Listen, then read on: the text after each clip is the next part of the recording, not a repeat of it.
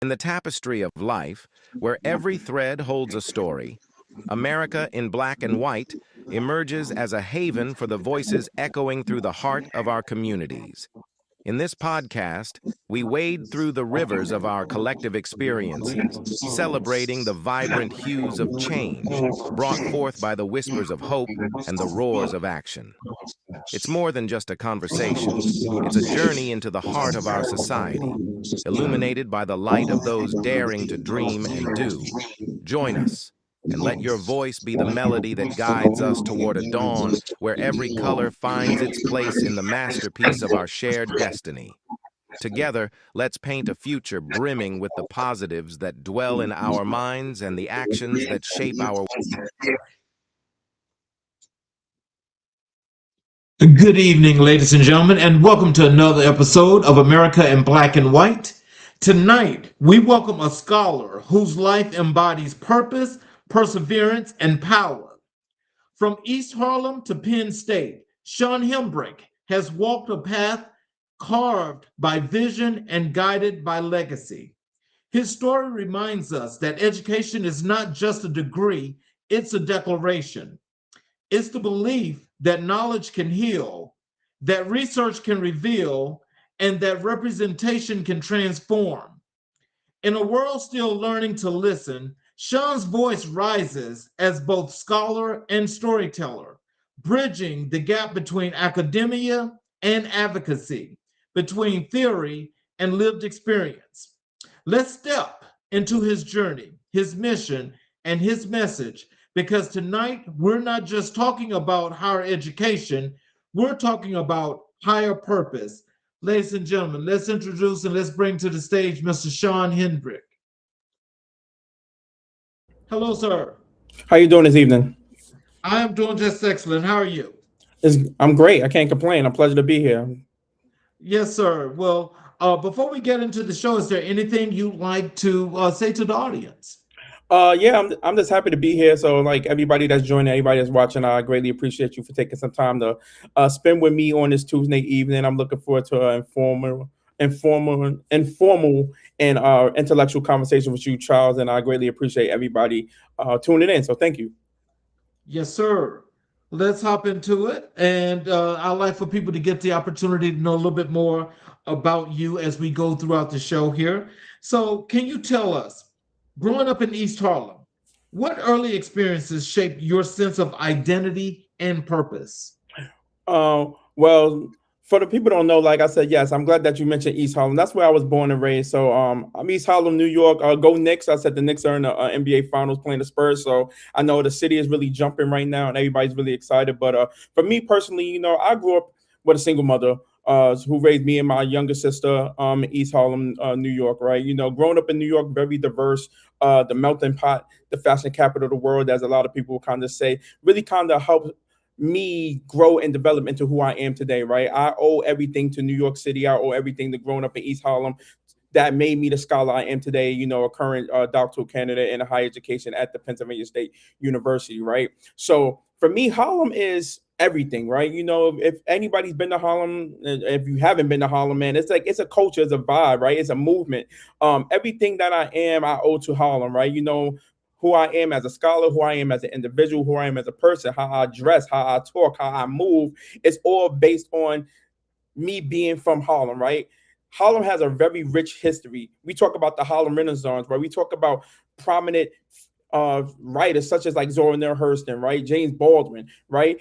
Prominent musicians such as the Duke Ellingtons that came from Harlem, right? And we talk about the enriching powers of the Black community within Harlem, right? That's what it's about for me. Like me growing up in East Harlem has really truly been about who I am, with not only within my feelings as a Black man, but as a Black person in America, right? I'm glad that I was able to actually come on this show and kind of speak to you, because we're talking about America in Black and white, right? And there's nothing more Black than Harlem, USA. Right. So like big Harlem for me. Right. So we talk about who I am and my personal identity. Like I cannot speak to who Sean Hembrick is without speaking to Harlem, USA, right? I mean, I lived on 119th and Lexington. There was a very popular song by a young lady called Chicken Noodle Soup that kind of spoke to, growing up on 119th and Lexington. But that was my life. I met my friends there. I had relationships there. My grandmother raised me, and I met a lot of people there. Like I grew up there. I went to Catholic school right around the corner there. I went to another Catholic school right at the block in Harlem, right? I played in basketball tournaments there, man. I got in altercations and met people and had fun there. So that is a central part of who I am and why I am today. And like, I can't really speak to anything without really speaking to who I am and what Harlem has honestly done for me. It's like it is a culturally rich, it's a culturally enriched place that really provides opportunities for young black men and other and like black people to kind of really thrive if they honestly put their minds to it. So, how did your family influence your educational path? Yeah, so I'm a first generation student, right? So I'm the first one in my family to obtain a bachelor's degree. I hold two master's degrees, and I'm currently finishing up my doctorate, which I will be hopefully done in December. But family is a big thing for me, right? I didn't have a really big family as like some other people, but I really had a lot of matriarchs within my family. So I grew up with predominantly a lot of women. So my mother, my grandmother, on both sides, my maternal mother and my fraternal mother and my grandparents really instilled the importance of education for me, right? My mother always told me that education is the one thing that can never take away from you. So education was always at the forefront of anything that we did. I grew up in a Baptist church, so church was really influential in my life. Like my mother made us go to church every Sunday, and honestly it's like it really truly was about being better individuals. Like I grew up. I was pretty privileged. Like my grandmother put me and my sister in Catholic school and made sure that we got a really good education. So that kind of really aided in some formative development in terms of like how I really saw education and how I kind of really navigate education. So I really owe a lot to like my family, especially my grandma Taylor, as well as my grandfather Melvin Hembrick, my father's father, who I call Poppy. Those are really like the most influential like people within my life to kind of aid and really helping me to continuously move forward and grow to who I am today. Unfortunately, both of them passed in the early like at the early 2000s. But I owe a lot to them. But I also owe a lot to my mother, my mother, Patricia Taylor, who has really done a lot for me. Me and my mom, we have had our ups and downs, but like, she always made sure that amidst all the challenges and trials and tribulations that she has been through, that me and my sister got an education, right? Like just this past weekend, my sister graduated from Lehman College with her bachelor's degree, right? And that was really huge. So like, we are like the only two in the family that went to college and have attained a college degree. So that's something I know my mother is very, very proud of. But family is big for me. Like I have family in Brooklyn, I have family in North Carolina, I have family all over the place. But I also have to speak in the overall aspect of family, my chosen family too. So like the people that are not directly related to me in blood, but the people that have definitely done a lot for me. So I speak to like my friends here at Penn State. I speak to my close friend, Dr. Ivy Cologne, like who's been influential with me through college. I speak to some of my other people.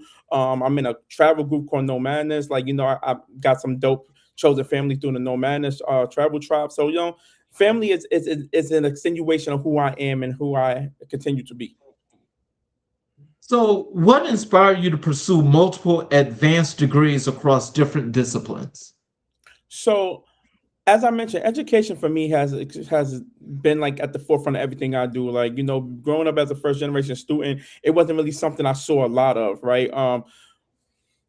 So having an opportunity to go to Catholic school really kind of opened the door for that. Really kind of pushed me into want to learn more about college. My mother put me in a college prep program. I was a trio student. So if anybody's not familiar with what trio programs are, they're like programs for like underprivileged youth in New York and like around the globe.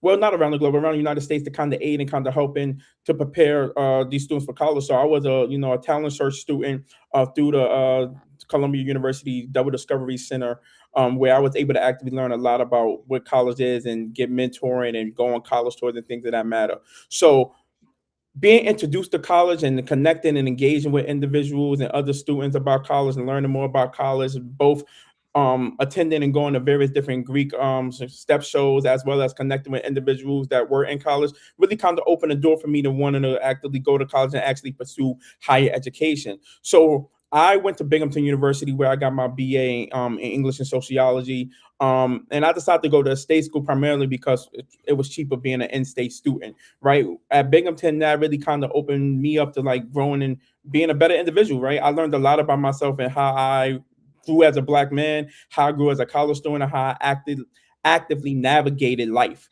right? Being a first generation student, you don't know what you don't know. So, trying to navigate college at many times was very, very hard for me. I wasn't the greatest college student, but I did graduate, right? But that kind of opened the door to kind of wanting to learn more about like what could I do once I got my bachelor's degree, right? So funny story, when I applied to graduate school, I didn't know that at the time that I could have stayed in Binghamton an extra year and got my master's degree.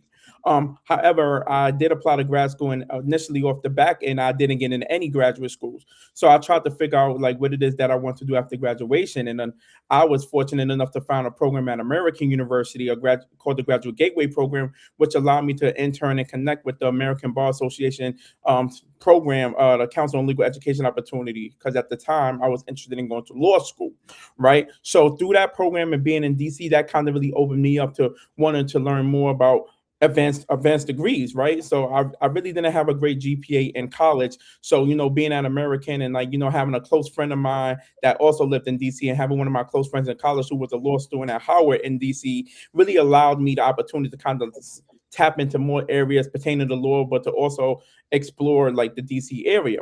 So I really didn't feel I had the grades to go to law school at the time, so I decided to get a master's of fine arts in creative writing, right? So I came back home with the Queens College, and I acquired my master's of fine arts in creative writing in 2012, right? Still want to go to law school, so I did apply to law school. I did go to law school. I did a program at the University of Mississippi, taking like some first year law classes, but really kind of felt that it wasn't really what I wanted at the time. So I decided to take a little time off, go back home, do some nonprofit work, and then decided that I'm gonna go into higher education. So that's what led me to Texas State to acquire my master's of education in the higher ed student affairs in 2018. Right. So in Texas, I was there 2016 when Trump got elected the first time. So you could imagine what it was like to be a Black man in Texas at that time. But Texas State really allowed me the opportunity to, one, be away from New York, kind of tap into a different environment, and kind of learn more about who I am and how I'm able to actively navigate outside of my comfort zone, right? So being in Texas and doing that program, I got challenged. Like, there were times where I didn't really agree with my cohort. There were times where I really didn't agree with my program directors. But what I was able to do is find my community there, right? So at the time, we had a diversity office, which no longer exists now. But I was able to connect with like our vice president of student affairs, Dr. Joanne Smith. So shout outs to her, who really kind of took me under her wing and really kind of introduced me into advanced degrees, right? Like, she was one of the first Black women that was a doctor, her and Dr. Sherry Ben, who was the director of the diversity office at the time, to really kind of take me under their wing and really kind of push me forward into, wanting to get an advanced degree, right? So I finished at Texas State. I worked as assistant director at Lafayette College Small Liberal Arts Institution in Eastern PA. That ain't work out in the way it did. So I took some time off. COVID happened, which led me to working at Auburn University in Auburn, Alabama. I was a coordinator for their diversity office, transitioned from that position to working as a coordinator at Michigan State University, and then decided that, around like 421, to start my doctoral program here at Penn State, which I will be finishing up in December. So that's what led me to wanting to like do these advanced degrees, just different opportunities and having a different array of environments to actually learn and thrive in. So. Well, how did creative writing inform your approach to research and scholarship? Repeat the question, Charles. I'll make sure I answer correctly. How did creative writing inform your approach to research and scholarship? Yeah, so I always love to write. Like, it's something I continuously do to this day. I mean, I've been writing ever since I was a young child, and writing was a outlet for me growing up in East Harlem, New York, where a lot of times I didn't really see a lot of things that were positive, right? I seen a lot of gangs, a lot of people, like I had some family members that were involved in a lot of different things. So writing for me was my outlet, right? Writing for me gave me a opportunity to continuously figure out who I was and how I was able to actively grow, right? So me acquiring an MFA was because I always loved writing, right? I didn't really think that it would do me much justice, right? It was just something like, okay, I need to do something. So me going into again an MFA was just something for me to do at the time. However, what I was able to actively learn within that program really kind of pushed me to wanting to do this doctorate degree, right? So during my time at Queens College, I was dealing with a lot, like both mentally, emotionally, kind of navigating, right? So, but I did finish that program in a year and a half, right? And I finished with like the highest GPA in my program at the time. So that's great, right? Not to brag, but I did my work.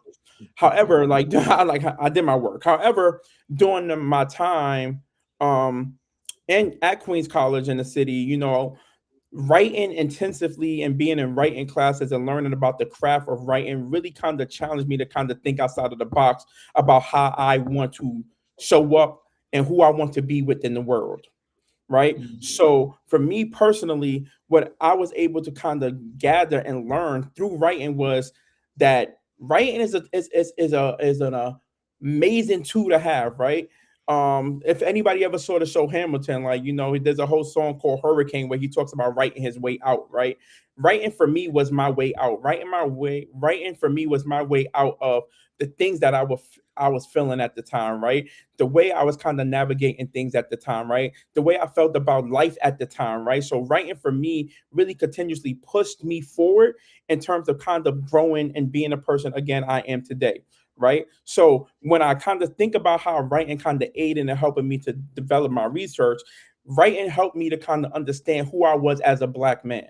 Like, and navigating higher education as a black man, I continuously feel overlooked all the time. Like I am continuously overlooked. I'm continuously not called on for things, or I'm continuously, pushed aside. So writing was my way to kind of remind myself that I am who I am and I'm doing great things, right? And that kind of led me to the research that I'm doing today, which is focusing on Black men also in higher education doctoral programs, where how they navigate in and through their doctoral programs at historically white institutions, right? Based on my writing, based on my lived experience, and based on my graduate thesis from my MFA program, which was a memoir about my life growing up in Harlem and growing up in Harlem, as well as growing up as a black man in New York City, I was able to kind of learn the importance of what it's like to be black man and navigate that while also recognizing the various different privileges I had and hold as a man, but the various different entities that have hindered me from being who I am today. Hegemony, patriarchy, white supremacy, all of those things. And all of that kind of came through writing and reading.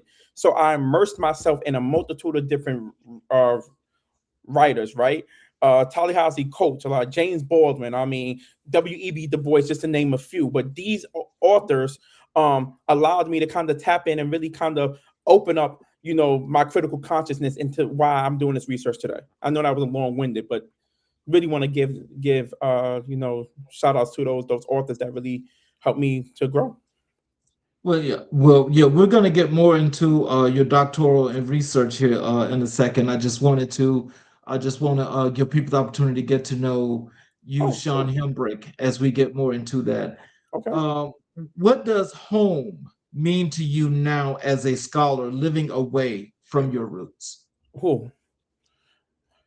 That's a good one. And when I think about home, man, like that's a loaded word, man, because home is where you are. Home is where you lay roots, right? And I mean, for Mhm. me, New York City is always going to be home, right? I mean, a lot has changed for me in terms of how I actively see New York and how I feel about New York. Primarily when my grandfather passed away, as well as when my grandmother passed away, right? New York is not what it used to be for me, but New York will always be who I am and will always be a part of who Sean Hembrick is becoming, and how I continue to become, right? Mhm. Home has always been about the people, the Mhm. community, the connections that I've been able to establish, right? Mhm. So here I am in State College, which is not my home, right? Definitely far removed from my roots, which are grounded in New York City, middle of central Pennsylvania. There's nothing out here. Like I could sit back and I could sit here and tell you like how much I've done scorn this place, right? Probably even to this day, right? Like there's nothing to do in State College, like literally, right? But what I have been able to actively establish here at State College is to find my community, right? You know, I have friends here that I have been able to connect with, you know, individuals that have definitely looked out for me, right? But there's still not a community here to where I could kind of like call my own. So what I have resorted to doing is like I love sneakers. So like for a lot of people that may follow me or know me, I mean they know I love sneakers, right? They know I love sneakers. So what I have been Right. doing is been able to find a community on Instagram through like sneakers, and I've been able to connect and establish some deep friendships and some connections through sneakers through IG. So that's kind of like my home, right? So every Mhm. Monday I do a show with a couple of my sneaker friends. I also do an individual show called Real Sneaker Talk, where I talk about sneakers with a multitude of different people from different entities in life that also like sneakers, and that's kind of how I find home. I can't even tell you how many sneakers I do have, right? But to me, when I buy sneakers, it feels like home to me, right? I could Mhm. remember where I was at when I had the said sneakers. I can remember what basketball players, or specifically Michael Jordan, who like I'm a fan of, did in particular sneakers. So home is not just a place, right? It's where I'm at, right? I'm gonna make home wherever I'm at. So like my apartment is my home. Like I don't really like this is my sanctuary. It's peaceful, it's quiet. I don't really like a lot of people in here. I have like all my little things. I collect Funko Pops, I have sneakers, I have books, I have video games, and I have a lot of different things that make me feel comfortable, right? So we talk about home while I am grounded in New York, and my roots are in New York. Home is where I'm at. So my roots are currently here in Penn State in this apartment, right? And so what is going on in my apartment is what keeps me grounded here, right? Outside and State College is whatever, but home is my apartment, and home is the people that I have allowed into my life. So, how do you balance intellect and emotion in your work? Hmm. So the work. So let me just set the stage for you, Charles. For a lot of people that know that I've been in school for a long time, or they call me a lifelong student. It's not that I'm a lifelong student. I just like to learn because it's not really much going on in the world, right? It's too much actually going on in the world from a negative viewpoint. So to set the stage, the reason why I like school, the reason why I like to learn is because you can never not be educated. Like you always want to be able to learn something, right? Like we live in a very technological world nowadays, and our children and different things are so glued to the TV that they forget there are actual books out there, right? So I personally have taken the time to actually you know, tap into a multitude of different things, not only in the technological spaces, but also in the community spaces, while also in the academic spaces, right? So, like being involved in professional organizations, as well as actively connecting and engaging with various different community entities, as well as working with students on campus, has allowed me to continuously do this work, right? So for me, the research that I'm doing really, as I mentioned, it kind of centralizes the experiences of Black men in higher education and doctoral programs with respect to how they navigate in and through. Right, I'm utilizing the theoretical foundation.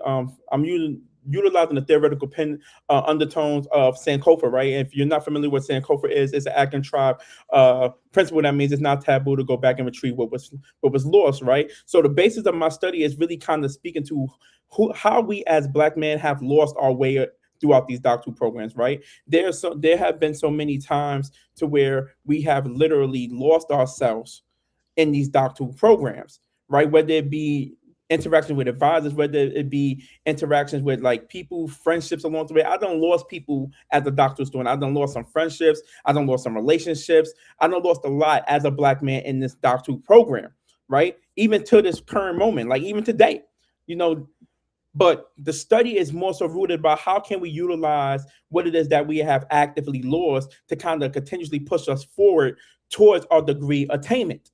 And that is exactly what it is that I have honestly been focusing on. So when you ask that question, it's really about like how do I kind of speak of like my personal intellect and the work that is I'm doing, utilize the Sankofa as a basis for this work, right? So everything comes back to like who you were and who are you actively becoming towards your degree attainment, right? And that's pretty much been my life story.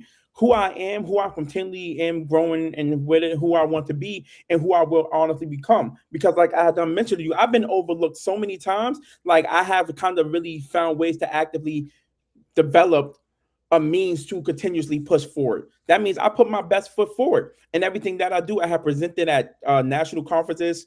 Uh, Many a times, I just got a book chapter out with my colleague. I got different articles I've done written and different things I've done in sneakers. So one of the things is simply always about just trying to put your best foot forward and just being the best version of yourself, and that's something that I have continuously done in this work, and something that I have continuously been doing throughout my time here at Penn State.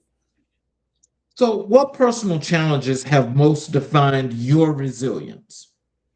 So, what personal challenges have most defined my resilience? Um, it's I want to take a moment because it is Black Men's Mental Health Month, right?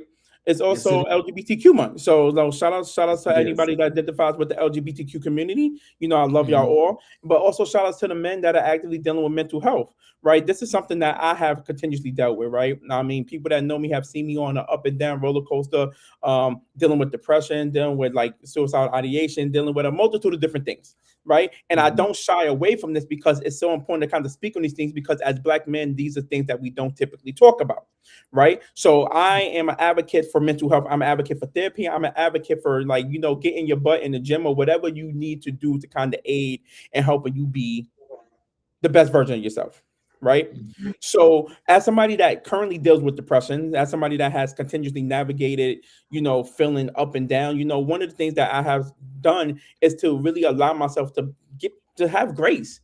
I give myself grace. I really have to remind myself daily that, like, um and like, excuse my French, but like I'm the shit when it comes to a lot of different things. A lot of people may not recognize that, but I can recognize that. And Yes. I'm gonna toot my own horn for a minute, because I think um there's been so many times where people kind of have taken me as a joke when it comes to this stuff, right? People have definitely overlooked me. People kind of have pushed me aside because of my mental health. It's like, oh, you dealing with this. People don't want to do that, but people don't really take the time to actively understand what it's like to actively deal with depression unless they actively are dealing with it themselves, right? People don't really understand what it's like to deal with suicidal ideation unless they themselves are actively doing that, And as somebody that has dealt with both, and as somebody that has continuously worked through these things, I owe it to a lot of the people that have been there for me. So thanks to all the people, they know who they are. But I also owe it to myself to actually still be here and still want to do this work and still want to speak on this, right? So I recognize that there are Black men like myself that are actively struggling and that honestly need the help, right? So I try to do the best I can to ensure that other Black men, young Black men, because I'm in a college environment, understand the importance of growing within their salience as Black men, but also understand the importance of being productive and good Black men, right? Because I cannot have this conversation without speaking to how Black men, a lot of our Black men, are doing egregious things to our Black women, right? There's been a lot of things, there's been a whole thing, Megan Thee Stallion and different things as such. So, I really take it upon myself to really kind of speak and help young Black men understand the points of what manhood is, right? How do we define it? How do we kind of utilize it to our, like, to our advancement, but also to our help? And how can we utilize the privilege that we have and hold in our manhood, excuse me, to be better men, right? And Mhm. this is why I'm doing the work that I am, because I recognize that there has been this continued divide between Black people for whatever reason, right? And that stems from a multitude of different things. Some people could blame it on the government, some people blame it on white people, some people blame it on society, some people blame it on economy. But at the end of the day, my mother always told me sometimes you got to look at yourself, right? And one of the things that I have done have done is the internal work, right? I recognize that a lot of people, I'm not their cup of Kool-Aid, and I don't care, right? Right, and that's perfectly fine. But the people that do love me, the people that do see me, the people that do want me in their life understand who I am and how I am and what it is that I am doing, right? Like I said, Right. first one in my family to get a doctorate degree. Nobody in my family has done that. And that is no shade to anybody in my family. It's simply about who it is I want to become and what it is I want to do. Right. Because I Exactly. recognize there is so much more that is out there that I have yet to obtain. Right. I seen Mhm. my grandmother child bust her ass 30 something years cleaning office buildings. My grandfather working with the housing association. My grandmother working in the post office, right? My mother's doing cleaning and helping being a home house. I seen my matriarchs and patriarchs and my people do the hard work so that I could be good. Right. So when we talk about this work, I cannot discredit the work that I have seen in the backs of the people that made sure I was good to get to where I am at. So Mhm. me doing what it is I'm doing is a testament to the work that they have shown me um to keep moving and keep striving, right? But I am not a component of the struggle love, right? Some people like struggle, you gotta do all this. Like, no, I bust my ass to get to what it is I need to do, and I'm You're gonna get absolutely everything right. that is coming to me and everything deserved. Like God don't play with me, and that's Mhm. just me. And I can say here and speak that because I used to be a very shy kid, Charles, like very shy. Like people felt like they could honestly walk over me. So for me to sit here and speak to you and to be invited on this podcast is a big thing for me because, like, somebody sees me. Somebody sees me because a lot of people don't see me. A lot of people be Mhm. like, oh, Sean, whatever, he this, he that. So one, yes, I deal with mental health, and a lot of people deal with it, but a lot of people shy away from it, especially in the Black community, because it's taboo to talk about these things, right? You just get up, put your bootstraps on, you go deal with it, right? But how many of our Black people are dying because they're not actively taking care of themselves? That's true. You're absolutely So true. again, people need to actively do that and actively take care of themselves. And this is something that when I speak about who I am, how I am continuously actively going about doing that. So before we move on to the next part of your work, let me do a follow up here because you've definitely been able to provide us with everything about Sean Hembrick and why Sean is so successful. What I want to ask you is the people that have overlooked you and the people that have not done their right considerations and due diligence by you. Mhm. Have you addressed this to them? And how does this make you feel? So I like I'll be honest, man. I'll be honest in terms of everything. Like I'm not one to hold grudges. Like that doesn't do anything but like just continuously eat away at who you are. Now Right. granted, like I could recognize that I'm not always the most happy of people, right? Like I can recognize that, there's been moments where I have had anger. There have been moments where I kind of been upset, as most people have been, right? When it comes to a lot of different things, right? So, I just forgive. Like, sometimes you gotta just love from a distance, whether it be friends, family, etc. Right. But you also got to recognize those people that are in your life for a reason and those people that are in your life for a season. And like, I have had a lot of people that have been in my life for a reason, and those people are still around. And then I have had people that came in my life for seasons to provide me with lessons that I needed to learn about myself, or maybe I was able to help them learn some things about themselves, right? I mean, Mhm.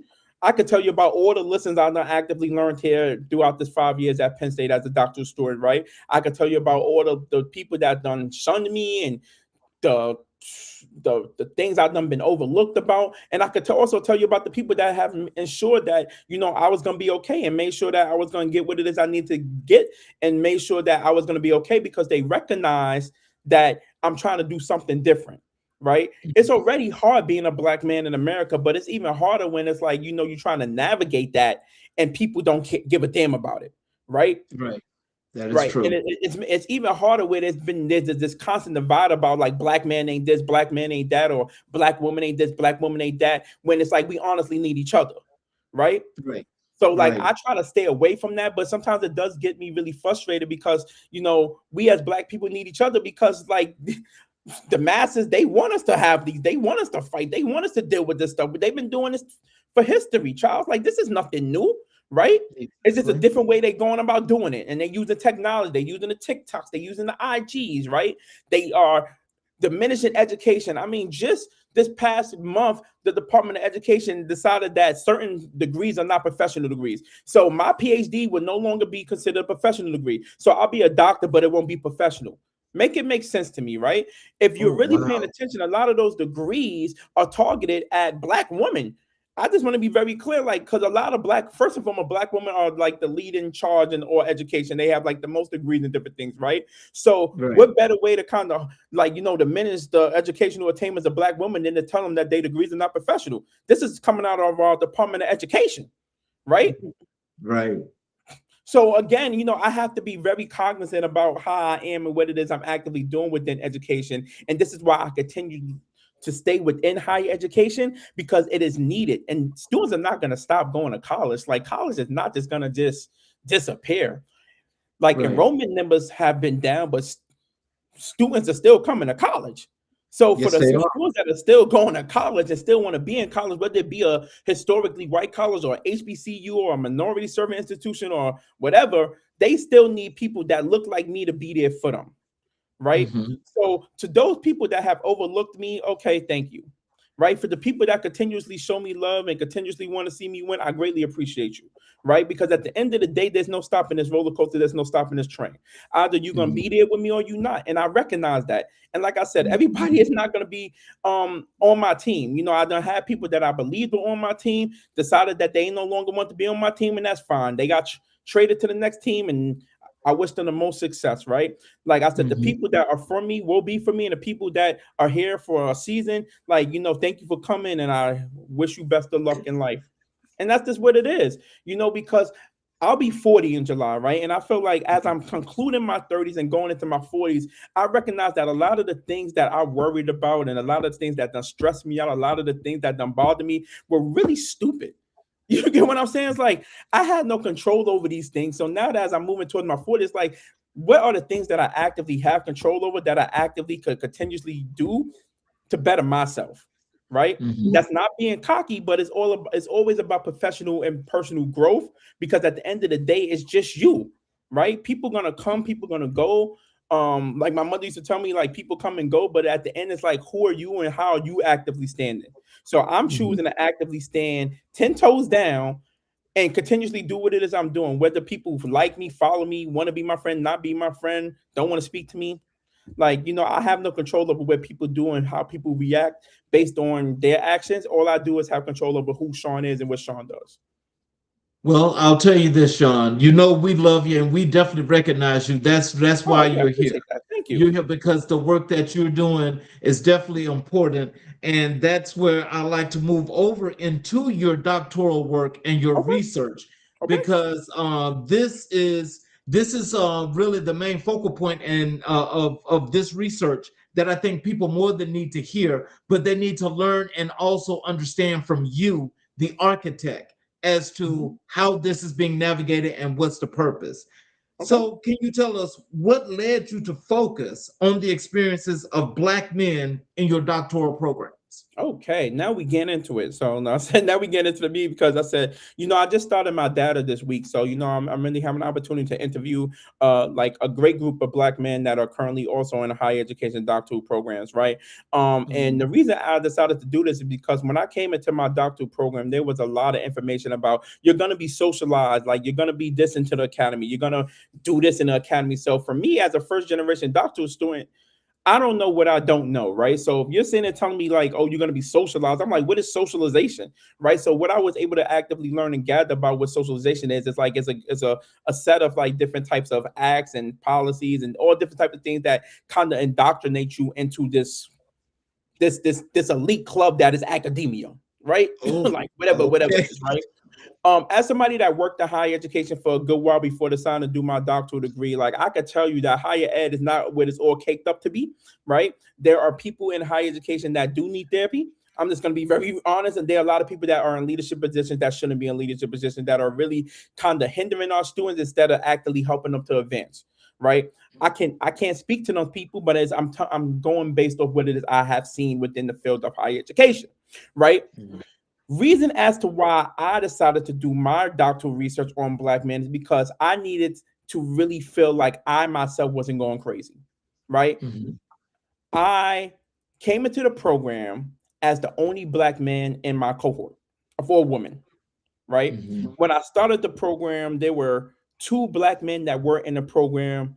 One of them decided to transition back home to work at another institution, and the other black man that I most recently spoke to decided that they would no longer be a student at Penn State and decided to transfer to another school. So I'm literally the last of the Mohicans in my program. It's just me, right? Now, I'm not going to talk bad about my program, but what I will say is that the program has been challenging. It has been challenging, right? Especially for me as a black man actively navigating that. One, I told you I'm in Central Pennsylvania. It ain't shit here. I'm just going to be honest. It's nothing here, right? Navigating being the only black man in my program while trying to find my community here has been extremely detrimental, not only to my mental health, but my spiritual and emotional well-being, right? There have been many nights where I have said, hell with this. Why get a PhD? What's the point, right? And then watching the news and seeing all the things that they're doing with education doesn't make it any better. It's like, so I'm going to graduate and then I'm going to still be struggling, right? So, me being a black man and doing this research really stemmed from my own lived experience, my own salient experience of navigating this on a day-to-day basis, right? The research that I'm doing speaks to black men specifically in higher education doctoral programs. One, because higher education is so uniquely situated in our world. When you think of things that they take from, they always take from education first. For whatever reason, I don't know. It's like, let's get rid of education, right? Because what they have recognized is that if we are educated, then we could do things. So what better way to dumb people down? Remove education, right? Our ancestors, all those that fought for the civil rights movement, all of those that did the work, they were educated folk. Not all of them, but most of them were educated folk. They went to school, they did what they had to do. You see, they tried to close the doors of us, right? The reason I'm speaking to black men in higher ed at historically white institutions, because at one time we were not in these institutions. Exactly. Right? That is not to discredit what HBCUs have done. That is not to discredit what other institutions have done, right? But why are we as black men that are currently in these historically white institutions, how are we actively navigating and getting through? Because we get our degrees, right? But like I said, utilizing Sankofa, we lost a lot of things too, right? Like I said, man, before I started this program, like I said, my grandparents have been going for maybe like 3-4 years, right? I was dealing with some things for family-wise. I was in Alabama.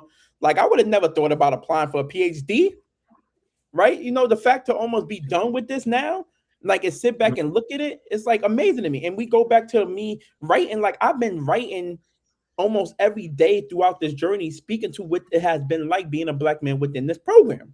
Right. I kind of took some time off. I haven't wrote in a while, but I have tracked what this journey has been like, which kind of led me to wanting to do the work that I'm doing within my dissertation. Right. And the dissertation is rooted in amplifying the voices of black men, because our voices are not amplified. They're not, especially in the academy, especially in higher education. Right. I have rarely read information in higher education that talks about what black men in higher education are doing outside of they competing with each other. Right? It's been a little niche community of scholars that have really been speaking to understanding what black men experiences are like from the undergraduate level, but at the graduate level, at the doctoral level, it's very, very small. So my research is amplifying those stories, the stories of these men in these higher education doctoral programs in these all white institutions, and how they actively navigate and how we actively getting through, how we actively find a community, whether it be through Greek life, whether it be through community organizations, whether it be through family, to kind of continually push us forward, right? Because this work is so needed, because it's not being talked about. And I felt I needed to actively do that, because being in my program, I, as the only one, it was like, nah, I can't be experiencing this by myself. So that's why I'm doing this research, and so far so good, and I'm excited about it as I kind of get more into the nitty-gritty of it. Well, now, as I was just listening to those great things that you're doing and what the purpose of your program, your dissertation, can you explain to the audience, as you think about, you're doing this on black men and PWIs, and in doing this on black men and PWIs, can you just tell the audience what is it exactly you're looking for in this research that you are finding that people need to know? Well, like as I mentioned, I'm still kind of in the data, but like haven't done a pilot study and have like spoken with like various different colleagues that are currently doctoral students at PWIs, HWIs, whatever you want to call them, non-black serving institutions, whatever you want to call them. What I have been able to actively gather from the data and this in conversations is that like we are struggling. I mean, not just black men, black women too, right? But black Mhm, women, they are very resilient, right? mhm, I feel like we as black men, we are continuously pushing forward in our resilience, right? But like, sometimes we feel like, we have to do everything by ourselves to where it's like it could be detrimental to our continued success, right? This is yes, why I yes. advocate for therapy because it's like, Mhm, sometimes it does feel like we got to do it by ourselves, and a lot of times we are doing it by ourselves as men, right? And mhm, this is why I say, like, to all my brothers, especially my black men, like we got to be better in terms of taking care of us, right? And I mhm, can say that I need to be better at taking care of myself. I haven't always been the greatest at doing that as well, right? mhm, But what I have been able to actively gather and from like conversations and as I'm kind of working through this data is that a lot of these institutions talk the talk, but they don't walk the walk. So like they get you there, you'll get in, like you'll get in a program, but when you're there, then you're set up for failure, right? You're mhm. set up for failure. So like you get here and then you graduate in like 6, 7, 8 years, primarily because there's no community, primarily because like the institution hasn't done the job to ensure that you actually be successful, right? Not only are there a lack of black faculty members within these various institutions, right? There are black faculty members that are not your people, like all skin, like like all skin folk and kinfolk. Unfortunately, it's just what it is, Exactly. and that is Mhm, within colleagues, that is with professors, that is within your cohort. I have seen it and I have dealt with it, right? So like sometimes it be your own people, and this is just the reality, right? But the reason as to why you know I'm doing my work is primarily because of the conversations I have also had. The fact that it's like, man, like I'm struggling, my advisor done left, or like I don't really have nobody there. I'm the only one, or like how do I even go about doing a dissertation? I don't really have a topic. Like I really have nobody to speak to, right? wow, So people come to these conferences and different things trying to find those communities. And then sometimes at the conferences, you can't even find communities. Sometimes at the conferences, you feel more alone than you do in your program. So our professional wow. organizations honestly need to be better in ensuring that people that are coming in are actively able to find a community as well. And like, don't get me started. I could tell you about some of the places that have been at these professional conferences where black people feel left out. It's sad. It Yeah. is extremely sad. However, as I continuously work through the data, what I'm actively learning is that like we need each other. So not Mhm, only am I developing this dissertation study, I'm also really trying to establish a community of black men in current higher education programs to actively connect with each other. That is what it's wow. about at the end of the day. It's not just about me doing the research and kind of like, okay, yeah, I'm Dr. Hembrick. It's more so about, okay, we are currently all in the same position. We are different institutions. We're navigating this differently, but we all hold the same salience as black men in doctoral programs. We're all going to be doctors. I don't doubt that. Mhm, However, outside of that, how do we sustain a community with each other? Right? mhm. So this is why I give big shout outs to like a black brother I met named Nathaniel Nathaniel Smith. Like he started a program called Dissertating While Black, right? So Dissertating While Black is a program that is dedicated to ensuring that black men in doctoral study are actively connected. I have had the opportunity to sit as like a facilitator for the Dissertating While one of the Dissertating While Black Zoom webinars, and like I could say like this black brother here is really doing God's work and ensuring that black men in doctoral study are having a place to actually talk about the things that they are not, right? So my work is amplifying our voices, but the work that he is doing is amplifying the community. So connecting with him and establishing with him and through the dissertation while black community has allowed me to also meet other black men that are also doing his work. Right. So this is bigger than just a dissertation, right? This is about ensuring that black men are having community because we are so siloed Mhm. at our institutions. We go to Right. work, go home. Unlike women who have like sister circles or finals community, black men struggle with that. That is Mhm, something I have seen, and that's why I'm doing this data, right? If you're not in a mhm. Greek organization or whatever, like you really have nobody right? Mhm. Like black women, they gonna find black women, they got their friends and everything. But black men, we kind of do things so siloed because we're told that we have to work, we have to do this, we have to provide, we have to do all these things except be human. Mhm. Now, So this is what I wanted to go to. I want to ask you this because what actually just jumped out to me, and I'm trying to figure out, and maybe you can help us to understand this. Like when you guys are all on that campus, you mean to tell me that it's hard to find your tribe? yeah, yeah, it's yeah, it Wow. is. Like it is extremely hard to find your tribe. And it's always funny, like especially like when you're doing podcasts and different things and such, because it's like, there's always gonna be people that are just ignorant in their commentation, right? There's Right. always gonna be people that are ignorant and like not doing the research. Like I tell people all the time, Google is free, right? So it is hard to find your tribe, especially in a pool of whiteness, right? And also in a pool of minimal black graduate students, right? Now, granted, there is a black graduate student organization which I have been a part of, right? But then again, it's like while I know grad students, those are not my people. You get what I'm saying? Like I Yes. have connected with people in it, but like that is not my niche, and that is fine, right? But again, while I'm not saying it's the job of the institution to establish things, the institution can be better in ensuring that there are opportunities for students to find community, right? Mhm. Right. Currently at Penn State, our graduate students are trying to unionize because they're not being paid enough. Since I've been Wow. here in 2021, that has been a huge thing, right? Mhm. Right. There's that. So our graduate student population ain't but so big at Penn State. Like Penn State is about 40,000, 50,000 students, and like the grad population is probably like 3,000 students, something like that. It's not huge, right? Wow. But That is small.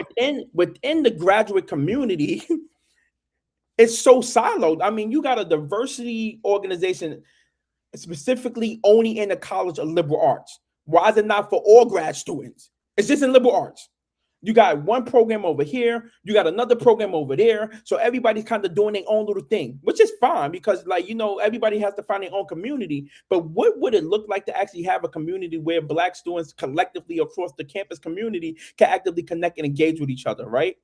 The College of Mhm. Education at Penn State is currently going through a strategic plan right now. One of the suggestions I made was that maybe we need to have a graduate center where graduate students, color whoever, can actively utilize, and there be programmatic efforts to kind of aid in ensuring that community is at the forefront of what we is doing. Like the College of Education, at least at Penn State, talks about creating future leaders, but you can't create future leaders if they don't have no community.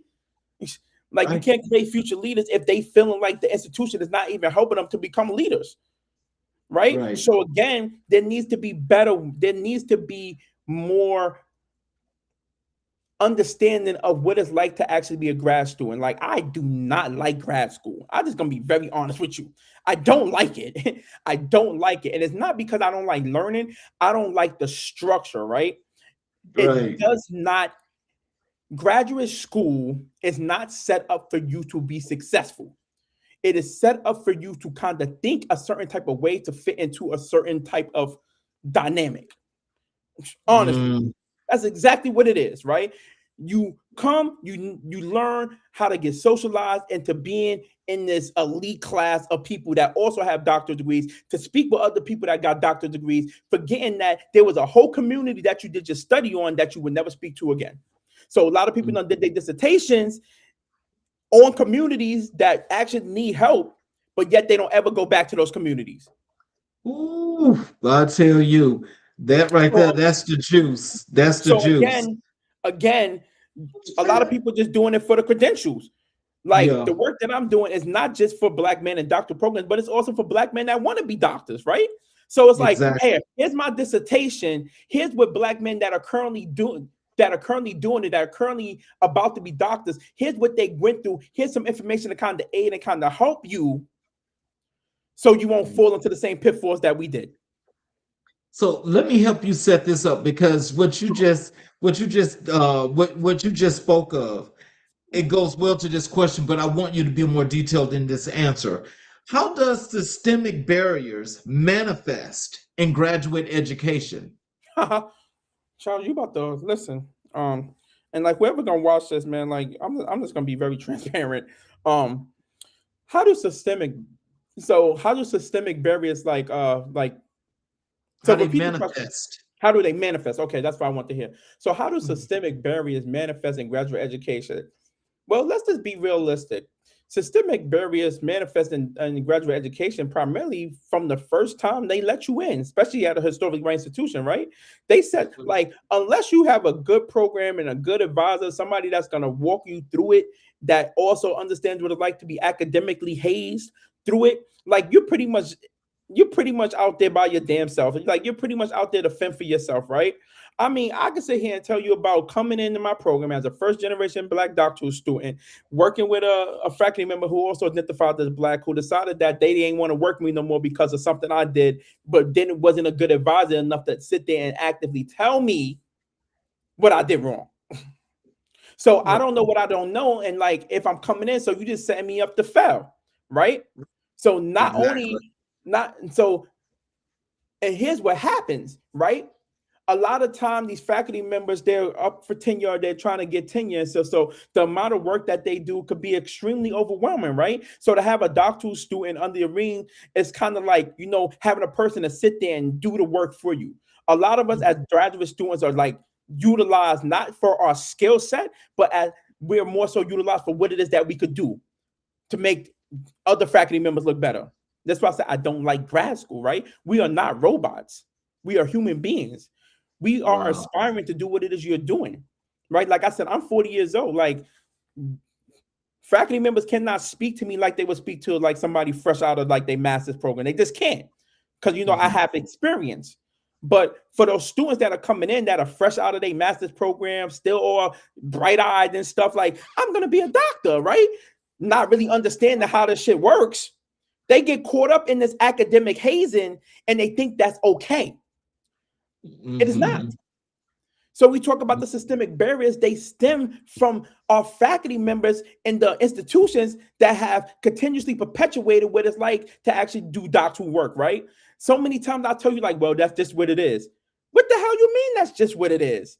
You telling me that you done been hazed so much and people done diminished you so much that you have lost your creativity to the point of where like you can't be a good human no more? Wow. Like, Wow. I cannot begin to sit back and tell you how many of these people that have doctoral degrees need help, right? Right. Like, Right. I get so frustrated.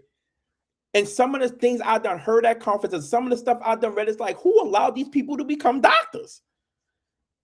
And that's not shade. That's just more so it's like people haven't done the internal work before they got the degrees.